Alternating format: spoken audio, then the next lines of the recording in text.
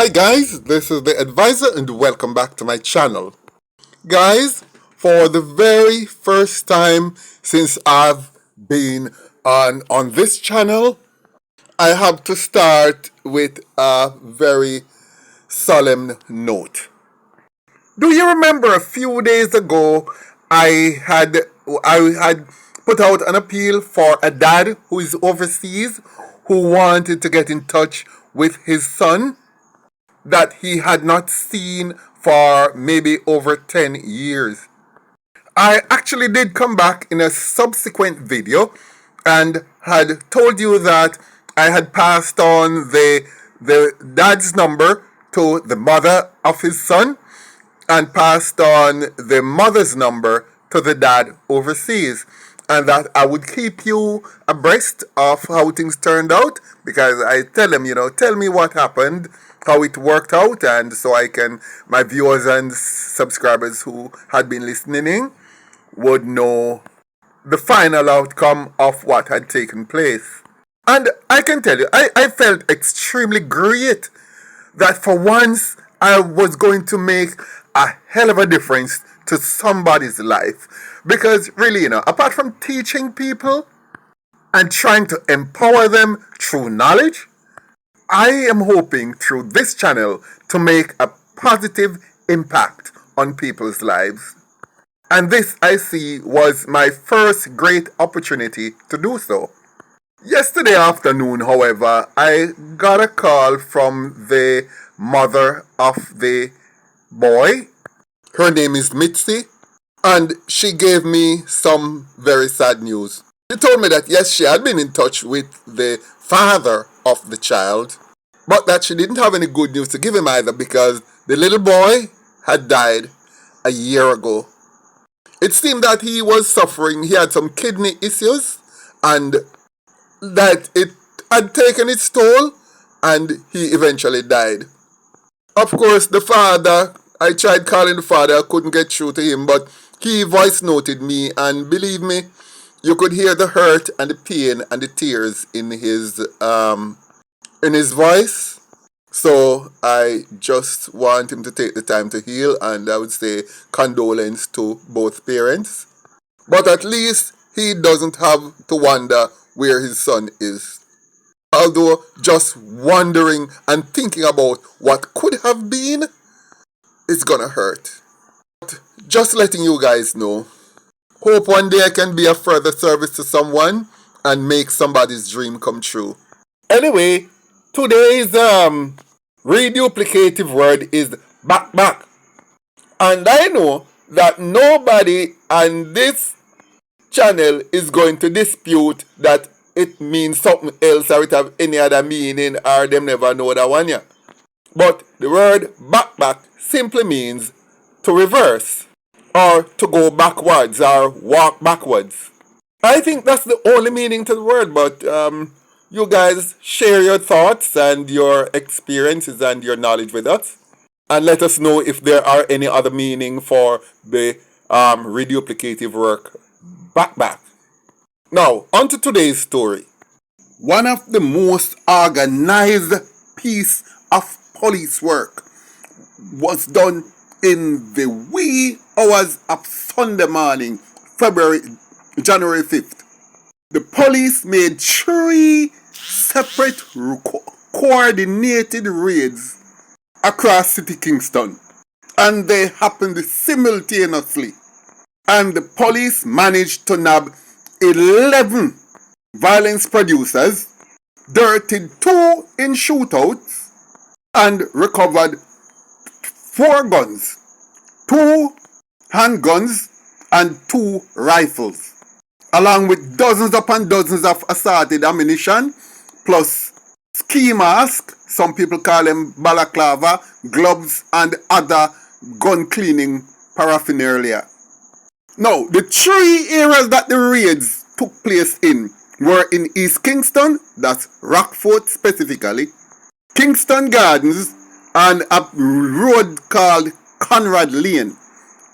Now, Conrad Lane is in Kingston Gardens. Put it this way, it is just behind and to the east of the Ministry of Education, down by Heroes Circle. And the third raid that was happening simultaneously was in Baktu. Baktu is in the Hunts Bay Police Division. And if you know where the old AMC is on Spanish Town Road, near to the 3 Mile intersection, that community there that starts from Spanish Town Road and lead right down back to the train line, that's Baktu. It has a more official name, but I can't remember what the official name of Baktu is right now. But Sampars, if you go over Sampars back fence, you end up in Baktu.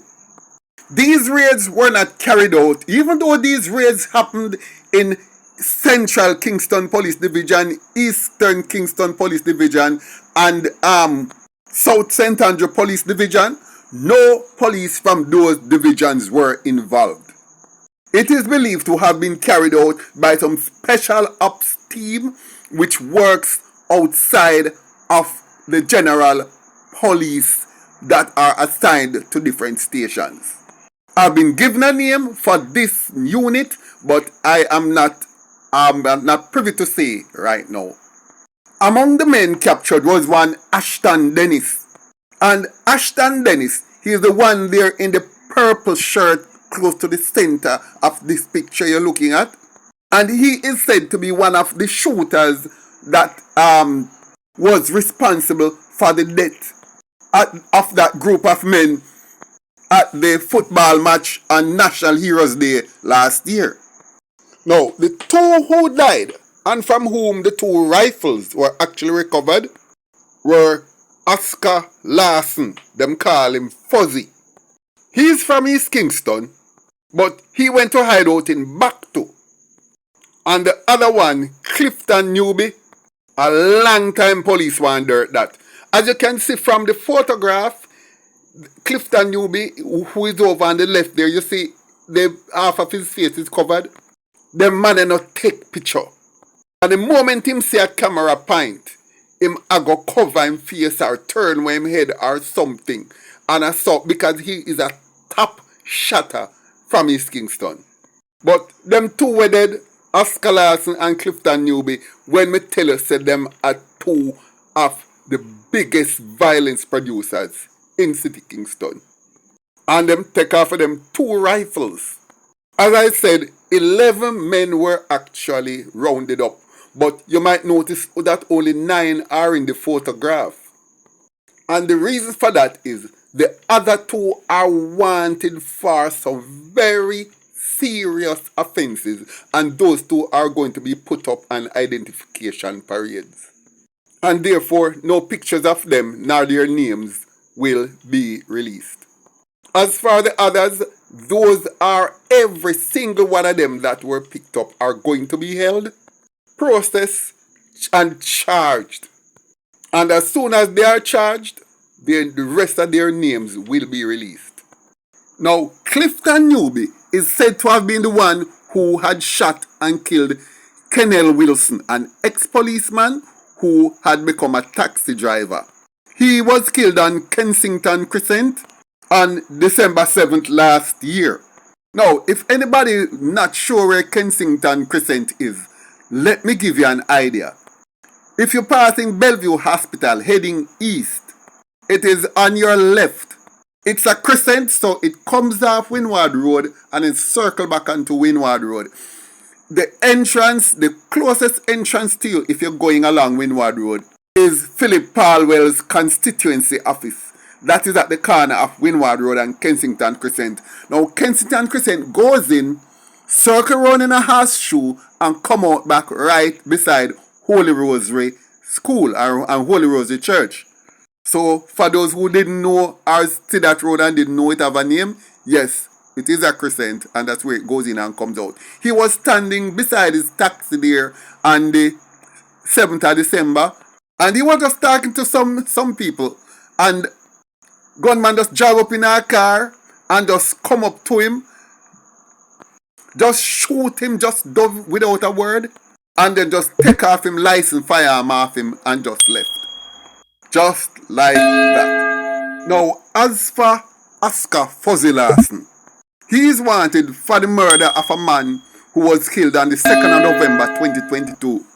Of course, this is one of many murders, and we can't bother go through film list. But the reason why I speak of this one is because of who it was him killed and under the circumstances. The man who he killed was 44-year-old Robert Spence. Them call him Robbie. Robbie have 1 foot. Well, 1.5 foot, because 1 foot no good. Because few years back, gunman did shoot him up and leave 1 foot just like a lame leg. So him use crutches to get about.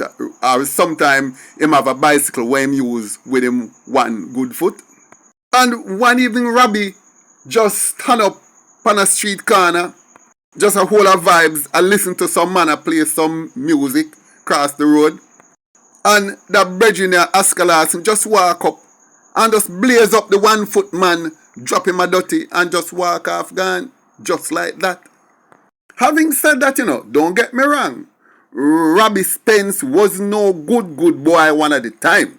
Because a bad man did shoot him up years ago. As a matter of fact, him and police did have little wrangles and tingles and him shoot after police too. But after he get shot up, it look like him cool. Well, I don't know if him cool because they would have reasons to come back for him after so many years that him a walk with a lame leg. You understand me? So I don't know the real circumstances why they would choose to come for a man where him not too good in terms of his ability to move up and down. But they must know them reasons.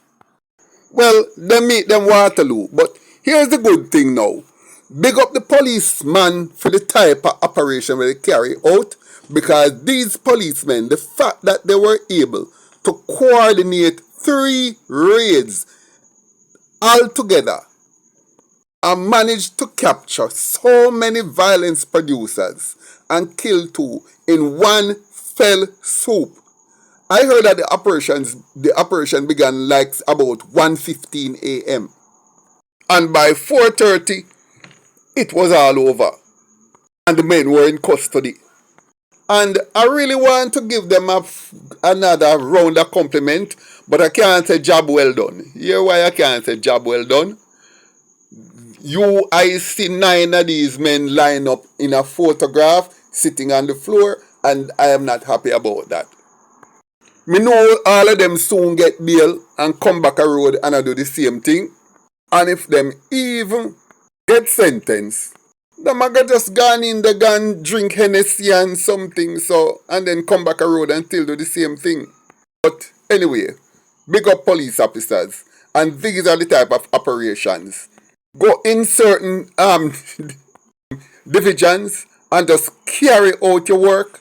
Don't even report to the soup in the area until the raid is on, and let them know that the raid is on at that time.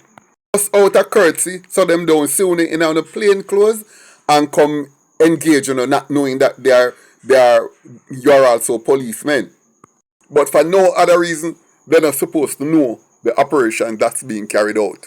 Because we all know that some of these policemen are in bed with the gunmen. A lot of them are taking bribes. To do what? Just to look the other way. And believe me, the easiest money in the world to make for a police or an official is just to look west. Because then you can say, oh, I never saw, I didn't know, I never saw. Just like how nobody tells the President of the United States about Area 51 and the aliens where they allegedly have there. So him can say, oh, I didn't know, I don't know of any. And unbelievable because him never know. That's called plausible deniability. Anyway, good piece of work, officers. Keep up the good work. And as soon as these men are charged, I will release all their names and the charges for which they have been booked. Guys, thanks for listening. Like, share, leave a comment below, and I look forward to seeing you in my next video.